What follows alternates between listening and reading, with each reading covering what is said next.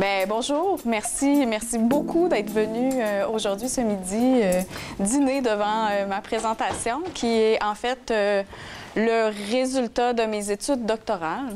Je suis très contente de présenter un 8 novembre, parce que c'est comme une journée historique et en fait, vous vous souviendrez de cette journée-là, non pas à cause de ma conférence, mais à cause des résultats des élections. Donc, je peux dire un peu n'importe quoi, puis vous en souviendrez pas trop. Mais je vise ne pas trop vous dire n'importe quoi, étant donné que c'est quand même le fruit d'une longue réflexion. Donc, aujourd'hui, je vais vous entretenir, comme Geneviève a dit, de l'instabilité dans les parcours de placement et de ses répercussions.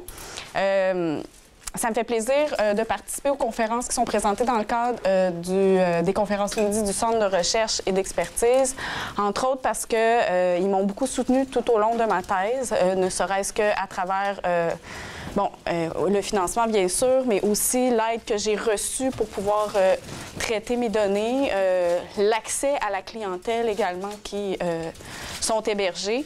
Donc, pour moi, c'est un juste retour d'ascenseur que de faire une activité de transfert des connaissances aujourd'hui avec vous. Je remercie aussi, bien évidemment, mes co-auteurs Nadine Langto, qui était ma directrice de thèse et qui l'est encore jusqu'à ma soutenance, et Mathilde Turcotte également, qui est chercheure au Centre Jeunesse de Québec.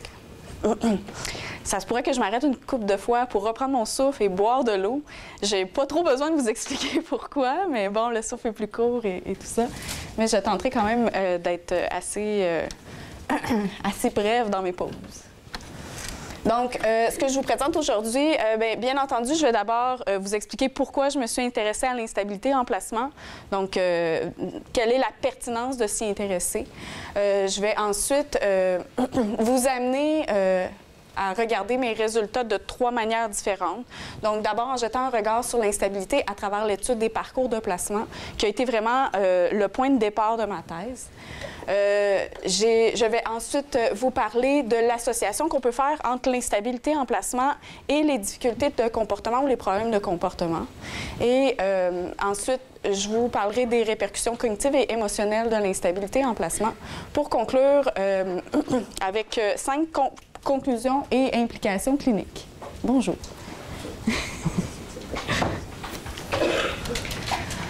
Donc, je commence tout de suite avec la question qui était, mais pourquoi je me suis intéressée à l'instabilité en placement?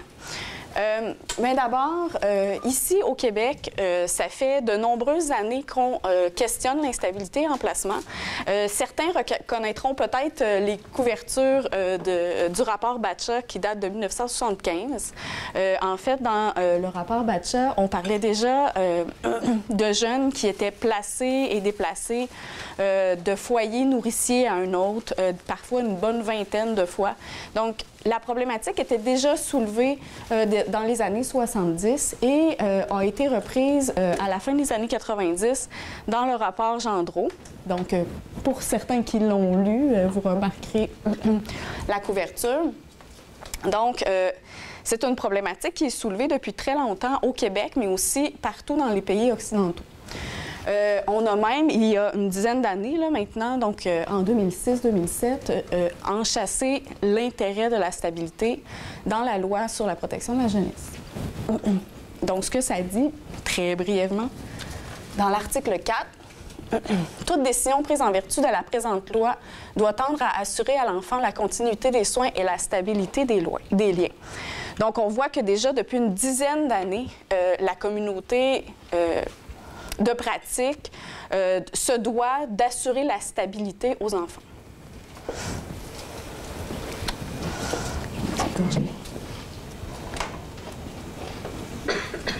Maintenant, quand on regarde la littérature scientifique, donc là, on a vu plutôt une littérature qui était davantage gouvernementale. Quand on regarde la littérature scientifique, on a également un souci de mieux comprendre l'instabilité et de la réduire le plus possible, entre autres parce que certains auteurs avancent que le niveau constamment élevé d'instabilité en placement est préoccupant.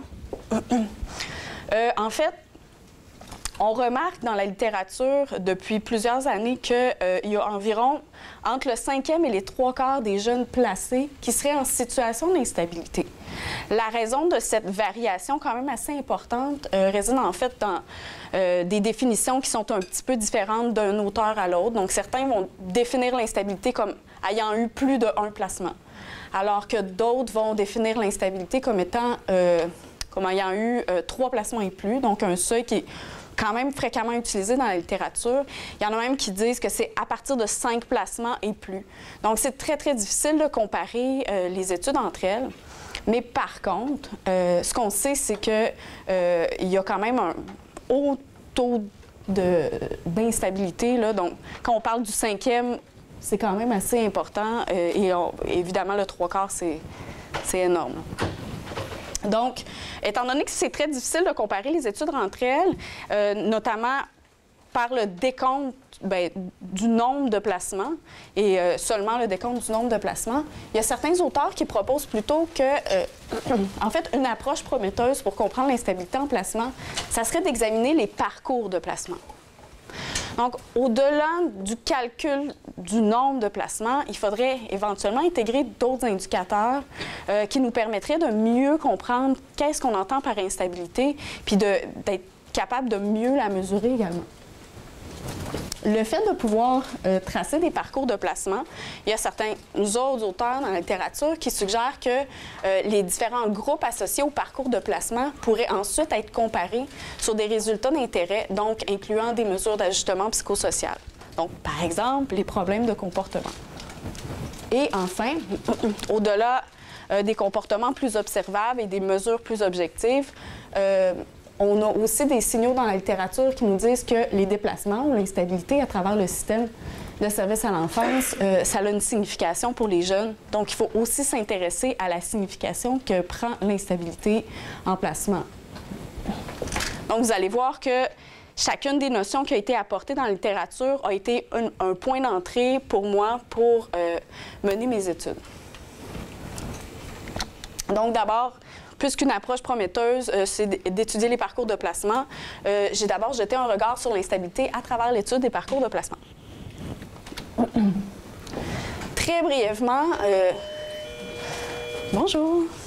Très brièvement, la méthodologie, d'abord, sachez que tous les résultats que je vous présente aujourd'hui, c'est des études qui s'inscrivent à l'intérieur de l'étude longitudinale montréalaise sur les adolescentes hébergées en centre de réadaptation qui est dirigée par Nadine Langteau.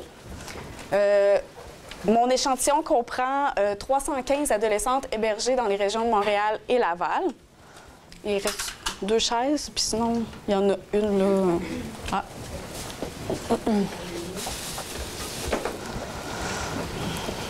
Et j'ai utilisé les données PIGE et les données de la banque ICRTF pour tracer mes parcours de placement.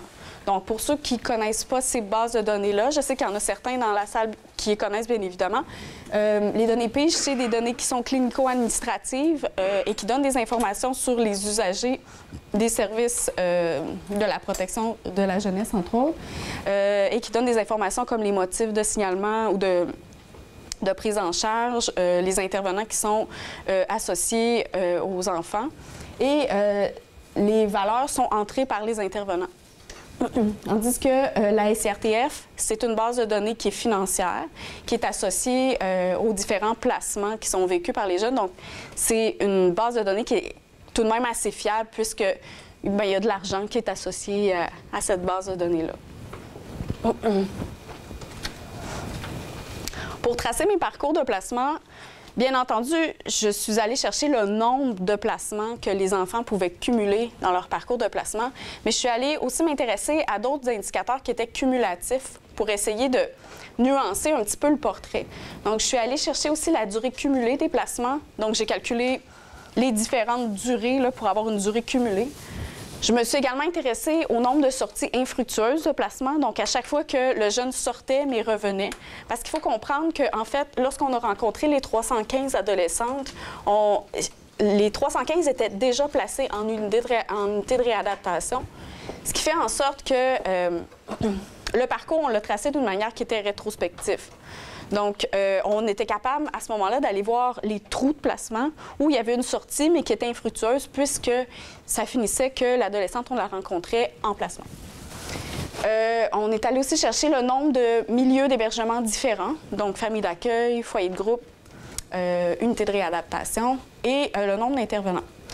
Ici, il y a une certaine limite au nombre d'intervenants. On a pu aller chercher seulement les intervenants qui étaient classés comme responsables. Responsables, ça veut dire que c'est les intervenants de type ARH ou travailleurs sociaux que les jeunes ont, là, donc ceux qui sont responsables du dossier, mais ça ne calcule pas tous les éducateurs de suivi que les jeunes peuvent avoir. Donc, c'est un portrait assez conservateur du nombre d'intervenants qui peuvent graviter autour de l'enfant. Donc, je commence tout de suite en vous présentant un premier parcours de placement sur 3, parce qu'on en a trouvé 3, qui concerne 80% des adolescentes que j'avais dans l'échantillon. C'est un parcours qu'on a qualifié de stable parce que les filles qui étaient dans ce parcours de placement étaient sous la moyenne pour l'ensemble des indicateurs que je viens de vous présenter, donc sous la moyenne de l'échantillon. Il faut savoir que, étant donné qu'on avait, généralement, que c'est un échantillon qui est souvent assez homogène, on a tenté de les comparer entre elles. Donc, l'intérêt, c'était d'être capable de voir, mais en quoi elles se distinguent entre elles au niveau de leur parcours de placement. Donc, elles étaient sous la moyenne pour l'ensemble des indicateurs, mais tout de même, elles avaient en moyenne 2 placements, une sortie infructueuse de placement et 3 intervenants à leur actif. Ce qui fait en sorte que, oui, c'était un parcours stable, mais leur stabilité était bien relative. C'est-à-dire que c'est pas juste un placement avec juste un intervenant et pas un parcours parfait non plus. C'est des adolescentes qui étaient placées pour la première fois vers 14 ans pour troubles de comportement en unité de réadaptation. On a trouvé un autre parcours de placement aussi, donc un autre profil qui caractérisait 13 % des adolescentes de notre échantillon. C'est un parcours qu'on a intitulé « Instabilité relationnelle ». Relationnelle parce que ces adolescentes-là cumulaient en moyenne 10 intervenants dans leur parcours de placement. Elles étaient environ 2 écarts-types au-dessus de la moyenne de l'échantillon pour ce qui est de cet indicateur. Donc, on voit que c'est quand même beaucoup là, visuellement dans leur parcours de placement. C'est des filles qui avaient quand même 6 placements en moyenne, 2 retours ou 2 sorties, et qui avaient vécu là, dans les 3 différents types de milieux, là, donc famille d'accueil, foyer de groupe et centre de réadaptation. Et c'est des adolescentes qui avaient été placées pour la première fois vers 8 ans, 8 ans et demi, majoritairement pour négligence et majoritairement en famille d'accueil. Enfin, le 3e parcours de placement concerne 6,5 % des adolescentes de notre échantillon. Ces adolescentes-là avaient un parcours qui était caractérisé, qualifié d'instabilité physique. Instabilité physique, pourquoi? Parce qu'elles étaient très au-dessus de la moyenne pour le nombre de placements et le nombre de sorties de placement. Donc, elles bougeaient énormément.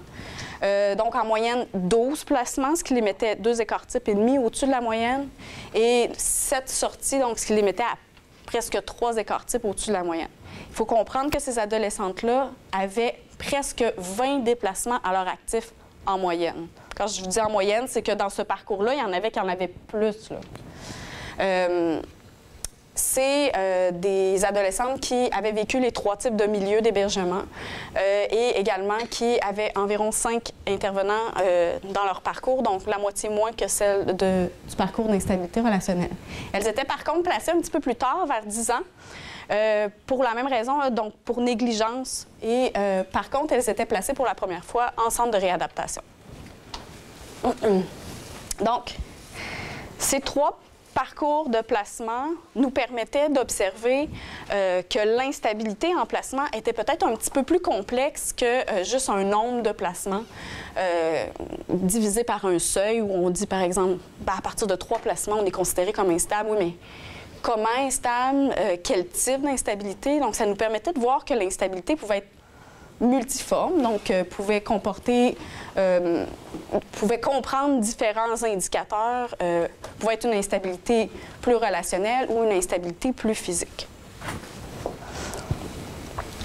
À partir de cette première connaissance, je me suis intéressée maintenant à l'association entre l'instabilité en placement et les problèmes de comportement. Donc, vous comprendrez que maintenant, dans les recommandations faites par la littérature et faites par les chercheurs dans mon domaine, je m'intéressais à aller comparer les groupes sur une variable d'intérêt, une variable d'ajustement psychosocial qui était les problèmes de comportement. À ce moment-là, des 315 adolescentes que j'avais, il y en a 249 qui ont répondu à au moins 3 temps de mesure sur leurs problèmes de comportement, et ça sur une période de 18 mois. Donc, on allait leur passer des questionnaires dans les unités où elles étaient rendues. Puis, il y en a 249 qui avaient au moins répondu à 3 temps de mesure sur une période d'1 an et demi. Donc, on a fait une moyenne au niveau de leurs problèmes de comportement. Et les problèmes de comportement, on parle ici d'agression. Donc, agression, on parle violence verbale, relationnelle, violence physique, vol, affiliation aux gangs, consommation de substances psychoactives, pardon. Donc, alcool, cannabis, ce qu'on retrouve dans le DEPADO, et les activités sexuelles à risque. Donc, on entend ici prostitution et danse nue.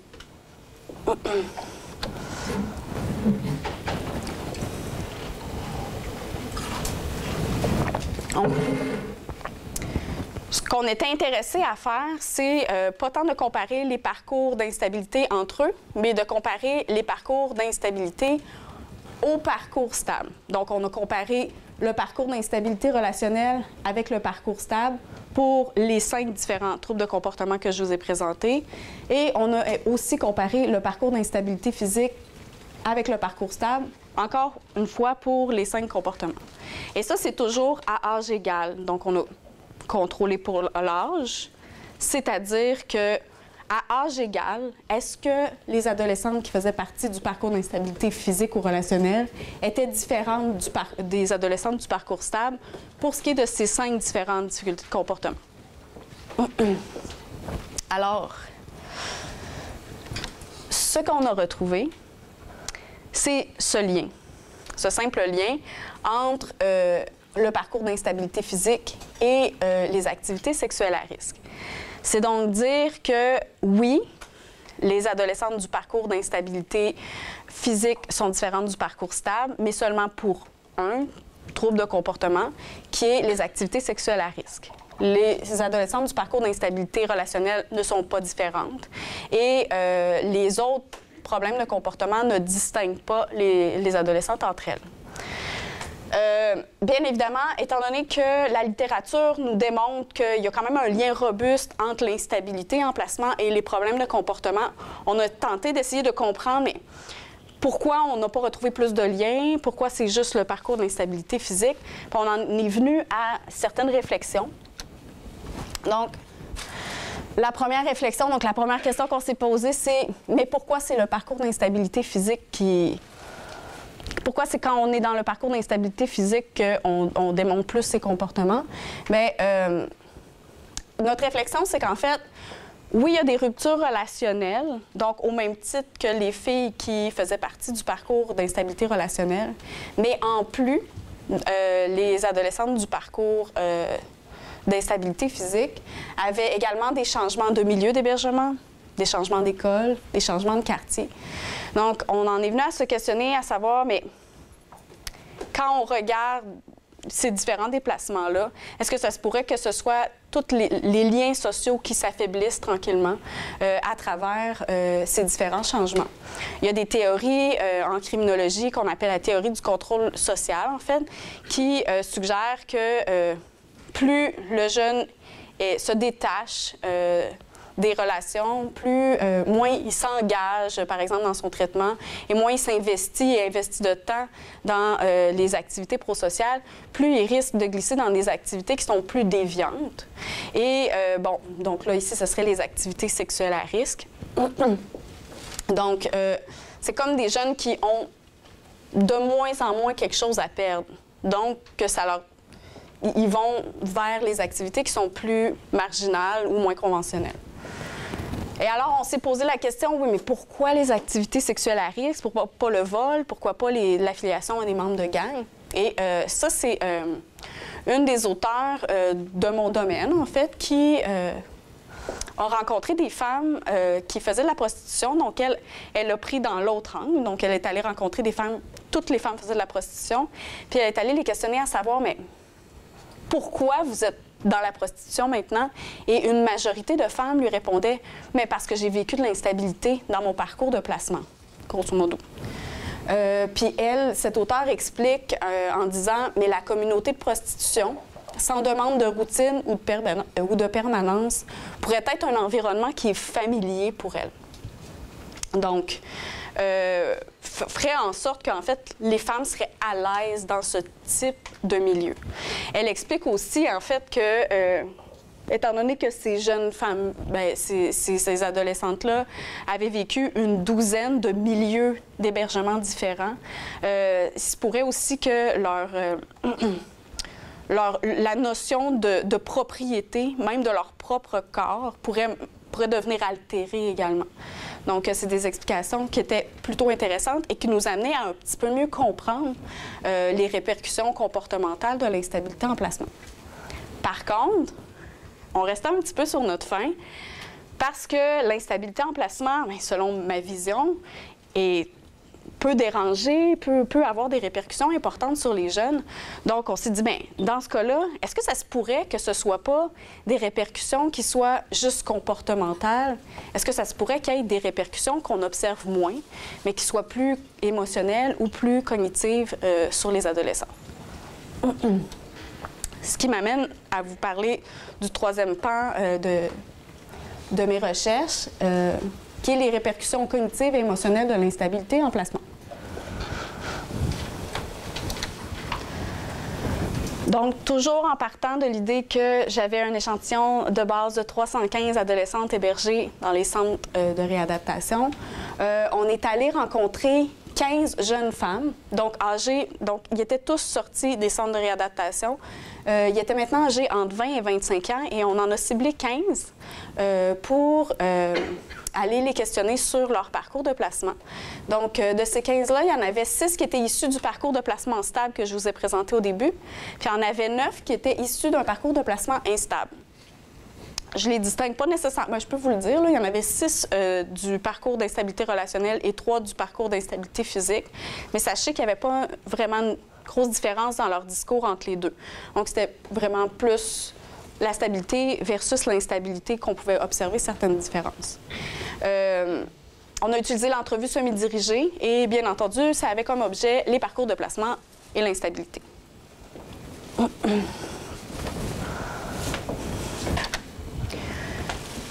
Donc, je vais vous parler de type d'instabilité et de bouleversement psychologique, ce que j'entends. Les types d'instabilité, on en a ressorti 3. 3 façons de vivre l'instabilité ou d'expérimenter l'instabilité qui dépendaient du pouvoir d'agir perçu des femmes sur leur parcours de placement. Donc, selon le niveau de pouvoir d'agir perçu, elle nous parlait d'un ou de l'autre des types d'instabilité. Et ces types d'instabilité-là n'étaient pas nécessairement associés à des femmes en particulier, mais étaient plutôt circonstanciels. C'est-à-dire qu'une femme pouvait nous parler d'un type d'instabilité dans son discours, puis pouvait glisser sur un autre type d'instabilité. Donc, elle en avait vécu plus d'un, mais ça dépendait beaucoup des circonstances. Et ce qu'on entend par bouleversement psychologique, bien, c'est les émotions et les cognitions qui se rattachaient à l'instabilité en placement et plus spécifiquement à différents marqueurs d'instabilité en placement.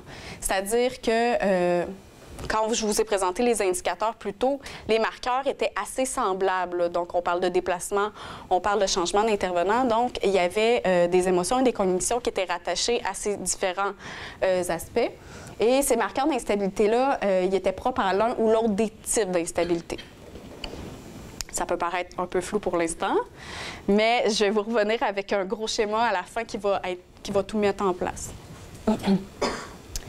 Donc, je vais commencer d'abord par vous présenter les types d'instabilité. Le premier type d'instabilité qui est ressorti dans le discours des femmes était l'instabilité qui était observée. À ce niveau-là, je peux vous dire que c'était davantage les femmes qui étaient issues d'un parcours de placement stable qui abordaient l'instabilité qui était observée. Donc, c'est des femmes qui n'avaient pas nécessairement vécu d'instabilité, mais qui étaient très, très conscientes de l'existence de l'instabilité puis qui l'avaient davantage observée. Je vous fais d'abord écouter le petit audio. Bien, il y en a qui sont restés plus longtemps que moi en unité.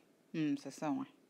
Il y en avait une qui est sortie, rentrée, 3-4 fois. Ça a dû être ordinaire. Ou changer d'unité plein de fois. Il y en a qui... Moi, je trouve que j'ai quand même eu un pas pire parcours. Ça n'a pas duré trop longtemps, pareil. Ce qui est différent d'eux, des fois. Il y en a que c'est depuis la naissance aussi. Donc, j'en profite pour remercier mes amis qui ont bien voulu se prêter au jeu de lire les verbatims des jeunes femmes, étant donné que je ne pourrais pas vous présenter les verbatims, les vrais verbatims. Donc, ce qu'on entend dans cette section audio, c'est que la femme parle d'instabilité, mais comme étant quelque chose qu'elle a observé, là. Mais moi, j'ai observé des femmes qui avaient un parcours instable. Moi, j'en ai observé que c'était depuis la naissance. Moi, je l'ai vu. Moi, j'aurais pas aimé ça. Donc, les émotions et les cognitions qui ressortent, c'est essentiellement du soulagement, mais aussi de l'empathie pour celles qui vivent de l'instabilité en placement. Le deuxième type d'instabilité qu'on a observé dans le discours des jeunes femmes était de l'instabilité qui était davantage subie. Et là, quand on dit l'instabilité subie, on peut penser que le pouvoir d'agir, parce que je vous parlais que c'était très, très lié au pouvoir d'agir perçu, le pouvoir d'agir était très faible à ce niveau-là. Les femmes avaient l'impression que c'était tout le monde sauf elles qui prenait les décisions par rapport au changement d'intervenant, déplacement et tout ça. Donc, elles étaient un peu à la merci des décisions des autres.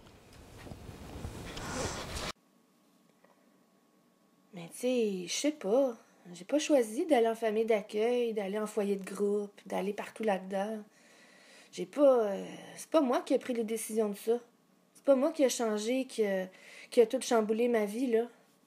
C'est pas moi qui décidait de partir d'une place à l'autre, puis de l'autre, puis d'une autre.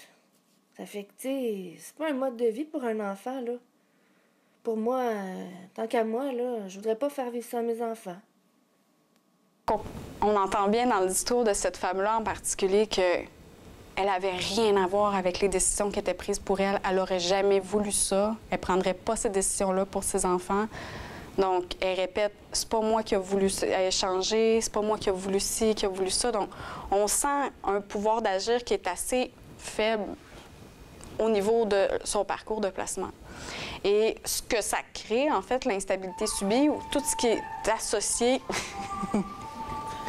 Oui, allô?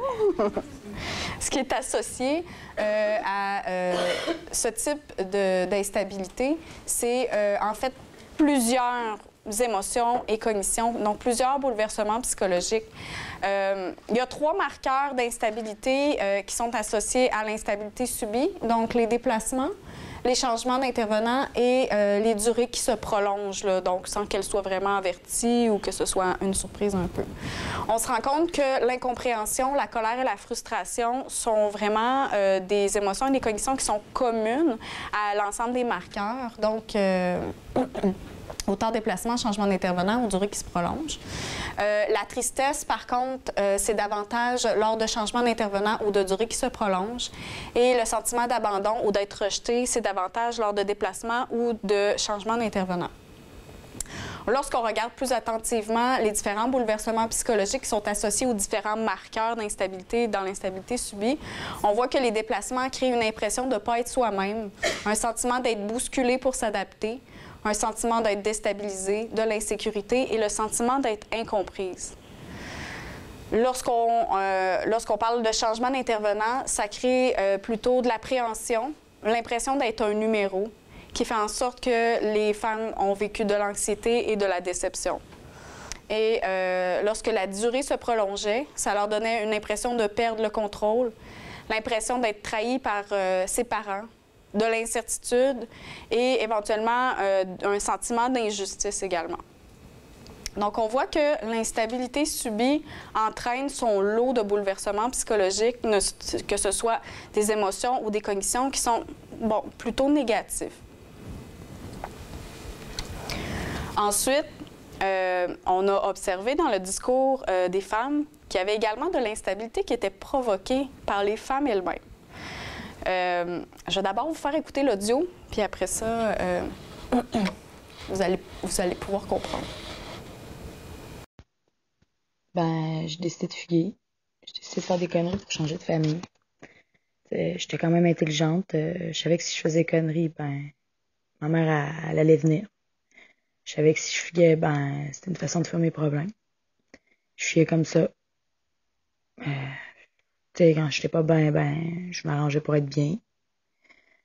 Faire des niaiseries pour être bien. Ben, pour qu'ils me changent de famille d'accueil. Ben, fait que... C'était comme tout planifier mes affaires, on dirait. Elle termine en disant « C'était tout planifier mes affaires. Je faisais en sorte que j'étais changée de famille d'accueil. » Donc, on voit que dans l'instabilité provoquée, ce qui est différent, c'est que les femmes s'accordent un certain pouvoir d'agir donc sur les décisions qui ont été prises. Elles avaient un certain pouvoir de décision. C'est-à-dire que c'est moi qui ai décidé de fuguer. Je savais qu'est-ce que ça allait provoquer. C'est moi qui ai demandé d'être changée de famille d'accueil ou qui a fait en sorte que j'allais changer de famille d'accueil. Donc, au niveau des bouleversements psychologiques qui sont associés à l'instabilité provoquée, bien, d'abord, le marqueur, c'est les fugues ou les demandes de déplacement. Donc, c'est quand les femmes, je vais le dire comme ça, mais s'en mêlaient un peu, là, décidaient elles-mêmes qu'elles partaient ou décidaient qu'elles demandaient pour partir ou qu'elles faisaient en sorte qu'elles partaient avec les comportements qu'elles exposaient. Les émotions et les cognitions qui sont attachées à ce marqueur d'instabilité-là sont, vous allez voir, un petit peu différents des cognitions et des émotions qui sont associées au marqueur d'instabilité subie. Donc, on a d'abord l'impression d'avoir le contrôle sur ces décisions. Et malgré la peur et l'incertitude qui pouvaient être provoquées par les fugues ou les demandes de déplacement, on avait également un sentiment de liberté, sentiment d'être recherché, d'être désiré, surtout à travers la fugue, sentiment de pouvoir, une satisfaction et un soulagement. Donc, lorsque les femmes vivaient de l'instabilité qui était provoquée, donc lorsqu'elles sentaient qu'elles avaient un certain pouvoir d'agir sur la situation, ça entraînait des émotions et des cognitions qui étaient plutôt positives, en fait, qui étaient un petit peu même à l'inverse des émotions et des cognitions qu'on observe dans l'instabilité subie, où là, on observait de la déception, de l'anxiété, l'impression d'être trahi et la perte de contrôle, par exemple. Je passe pas à travers tout ça, ne vous inquiétez pas. Je voulais juste vous montrer que ça faisait partie d'un tout. Donc, je vous parlais des types d'instabilité. Donc, chaque type d'instabilité a des marqueurs d'instabilité, sauf l'instabilité observée, bien entendu. Il n'y a pas de marqueur d'instabilité parce que c'est pas de l'instabilité qui est comme vécue directement. Et les bouleversements psychologiques associés, donc, tant les émotions que les cognitions. Et vous pouvez voir que l'instabilité subie, il y a une flèche entre l'instabilité subie et l'instabilité provoquée. Je vous explique pourquoi en vous entretenant un peu plus du pouvoir d'agir perçu des femmes. Le pouvoir d'agir perçu, tranquillement pas vite, on peut comprendre que ça devient une espèce de cercle qui tourne chez elles. Si on prend comme point de départ l'instabilité, certaines femmes nous ont parlé de déconnexion émotionnelle, de fermeture aux relations, et c'est quelque chose qu'on retrouve aussi dans la littérature. C'est que les femmes finissent par se dire, bien, moi, ça donne rien de m'ouvrir. De toute façon, les relations sont dangereuses, c'est-à-dire qu'elles risquent de se terminer, il risque d'y avoir rupture, ça va me faire mal. Donc, je me ferme. Et cette fermeture-là fait en sorte qu'ils ont moins de chances de développer des relations significatives, donc ça diminue le support émotionnel qu'elles peuvent avoir. En diminuant le support émotionnel qu'elles ont, donc en diminuant les relations significatives qu'elles peuvent développer, ça pourrait faire en sorte qu'elles ont l'impression de ne pas avoir de voix. Donc, elles ont l'impression de ne pas avoir de pouvoir d'agir ou de pouvoir de décision sur leur parcours de placement, étant donné qu'elles n'ont pas de courroie de transmission ou elles n'ont pas quelqu'un qui est là pour les écouter. Ce qui fait en sorte que ces femmes, bien, nous, de l'extérieur, comme cliniciens, comme chercheurs, on peut se dire, bien, OK, cette jeune fille-là ou cette adolescente-là, lorsqu'elle est placée, ça ne répond pas à ses besoins, elle n'est pas bien, elle ne répond pas au traitement, on va la déplacer ou ça ne répond pas. Donc, ça fait en sorte que c'est un certain cercle qui tourne. À travers ce cercle, on a vu qu'il y en a certaines qui ont décidé de sortir du cercle et de s'octroyer un plus grand pouvoir d'agir. Et l'une des manières les plus fréquentes qu'on entend dans le discours des jeunes pour s'octroyer un pouvoir d'agir, c'est à travers la fugue. C'est la fugue qui leur permet enfin de pouvoir prendre leurs propres décisions, des décisions sur... ben moi, je vais y aller au party ou ben moi, je vais aller voir ma mère même si j'ai un interdit de contact. Donc, c'est des décisions qu'elles prennent volontairement et qui leur donnent l'impression de retrouver leur pouvoir d'agir, et ce, assez momentanément. Parce que à travers la fugue, bien entendu, plusieurs nous parlent aussi de situations qui sont précaires, donc elles se mettent quand même très à risque. On a entendu parler de viol collectif, d'overdose, de prostitution. Donc, c'est là où la fugue fait en sorte qu'elles vivent des situations dangereuses qui entraînent bien souvent un replacement. Et un replacement qui n'est peut-être pas dans la même unité, qui est peut-être en encadrement intensif, qui fait en sorte qu'on retourne au point de départ puis on refait tourner la roue d'une certaine manière. C'est-à-dire que ces femmes-là, au bout de la ligne, augmentent leur instabilité. Elles augmentent leur sortie infructueuse de placement parce que là, la fugue serait comptée comme une sortie infructueuse de placement si on se rappelle des indicateurs que j'avais. Mais ça entraîne d'autres placements également dans d'autres milieux différents.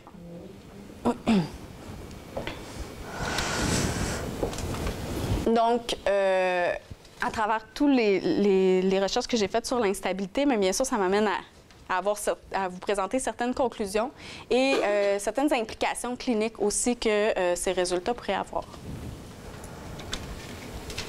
Donc, j'ai 5 conclusions à vous proposer. D'abord, je reviens sur le fait que lorsqu'on regarde la stabilité dans mes résultats, la stabilité reste bien relative. Je vous rappelle que c'était des jeunes qui avaient en moyenne 2 placements quand même, qui avaient 3 intervenants. Donc, c'est difficile d'avoir le parcours parfait. On les a considérés comme étant dans un parcours stable, bien qu'elles avaient vécu certains changements, donc certaines transitions dans leur parcours de placement. Donc, la stabilité reste bien relative. L'instabilité peut être multiforme. Donc, comme je vous ai démontré, ça peut être de l'instabilité relationnelle, mais ça peut être également de l'instabilité physique, donc de l'instabilité qui est liée au changement physique, donc au placement et déplacement. L'association entre un parcours de placement instable et les problèmes de comportement comporte des nuances importantes, notamment chez les adolescentes. Donc, même s'il y a un lien robuste dans la littérature entre l'instabilité en placement et les problèmes de comportement, lorsqu'on décortique un peu, on se rend compte que, bien, d'abord, le lien, c'est pas avec tous les problèmes de comportement, surtout chez les adolescentes, puis ça demande un certain type d'instabilité qui est particulier. Donc, l'instabilité relationnelle ne provoquerait pas de problème de comportement selon mes résultats, comparativement à des adolescentes qui ont un parcours stable. Ensuite, l'importance des bouleversements psychologiques qui se rattachent à l'instabilité en placement dans le discours des jeunes femmes confirme la nécessité de considérer les répercussions cognitives et émotionnelles de l'instabilité. Donc, ce qu'on s'est rendu compte, c'est qu'il n'y avait pas beaucoup de problèmes de comportement qui étaient associés à l'instabilité en placement, mais il y a beaucoup de cognitions et d'émotions qui sont associées et qui peuvent avoir des répercussions importantes sur les adolescents. Et enfin, la notion du pouvoir d'agir devrait, quant à moi, être intégrée à notre compréhension des répercussions de l'instabilité en placement. Donc, ça semble avoir pris une place importante dans ce qu'on a trouvé. C'était un peu omniprésent là, dans leur discours, le fait d'avoir pris ou non la décision, le fait d'avoir eu ou non le contrôle sur ce qui s'était passé dans leur parcours de placement. Donc, ça semble être quelque chose qui est important pour elles. Qu'est-ce que ça amène comme implication clinique? Bien, d'abord, je suggérais de réduire le plus possible l'instabilité en placement. Mais là, c'est un vœu qui est très pieux. Et comme on a observé, ça fait maintenant une dizaine d'années que même dans la loi de la protection de la jeunesse, on stipule qu'il faut assurer la stabilité des liens des enfants.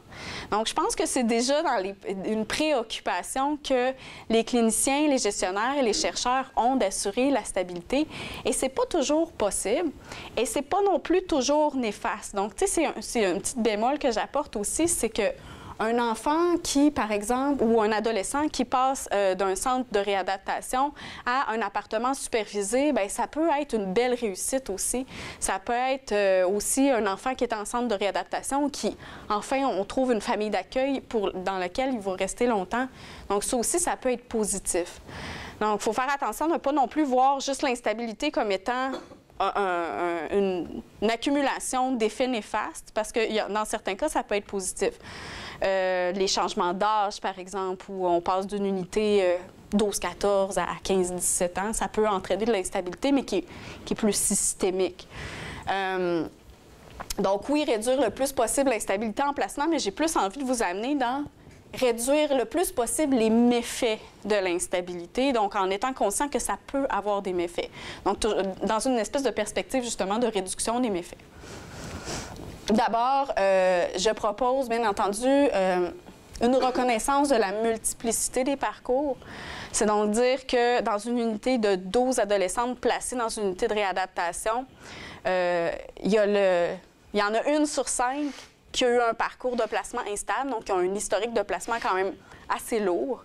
Donc, d'en être conscient, c'est un point de départ que je trouve important et qui nous amène à ma deuxième recommandation, qui serait davantage d'écoute et de reconnaissance des émotions et des cognitions qui accompagnent les transitions.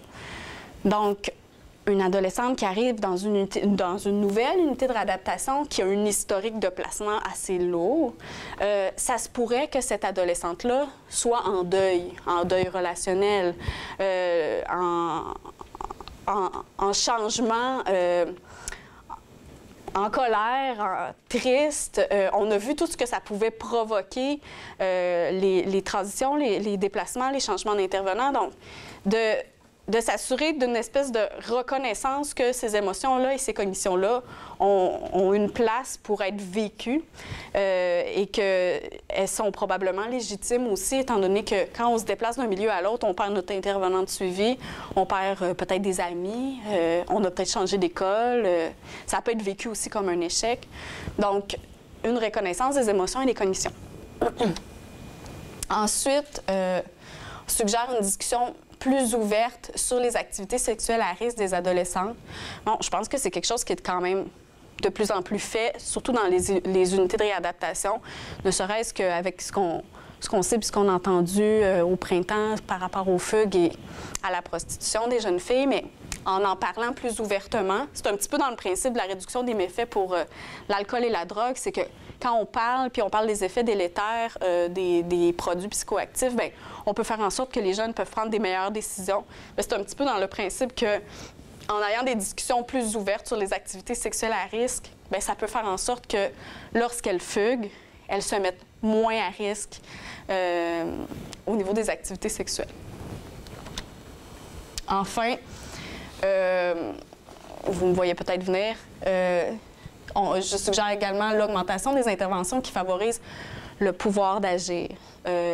Par exemple, au niveau des habiletés sociales, ce qui est déjà quelque chose qui est bien intégré dans les centres de réadaptation, mais aussi ça peut être de travailler le jugement critique ou l'esprit critique des jeunes pour qu'ils puissent prendre des décisions plus éclairées et leur donner l'espace pour pouvoir prendre des décisions, que ce soit par des activités plus ludiques ou à travers tout le vécu éducatif partagé.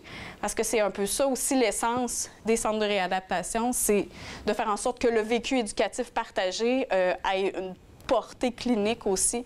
Donc, à travers, par exemple, je donne un exemple comme ça, mais à travers un tournoi de basketball sur plusieurs semaines, bien, le jeune pourrait éventuellement se sentir assez impliqué pour pouvoir s'engager et prendre les décisions, décider comment il organise les tours et faire en sorte que peut-être qu'on pourrait prévenir certaines fugues, par exemple. Donc, je vous laisse avec une réflexion. Cette réflexion-là vient pas de moi, vient d'un auteur qui a publié récemment sur un besoin quand même assez important des jeunes et des adultes également. Ça parle du besoin de se sentir chez soi ou le sense of home. Donc, cet auteur-là explique en fait que pour se sentir chez soi, on a besoin de 6 éléments. On a besoin de sentir qu'on a un abri, qu'on a une routine établie. Donc, généralement, en placement, les jeunes atteignent ça au moins. Mais on a également besoin de se sentir bien émotionnellement, d'avoir des relations chaleureuses, de ressentir un certain contrôle ou un certain pouvoir sur les décisions et enfin, de ressentir une certaine stabilité dans son milieu. Donc, je vous lance ça comme... C'est juste une réflexion. C'est une réflexion que moi aussi j'ai sur à savoir... Mais est-ce que ce besoin-là ne devrait pas être un besoin qui est intégré dans notre compréhension, justement, de l'instabilité en placement et de ses répercussions sur les jeunes aujourd'hui?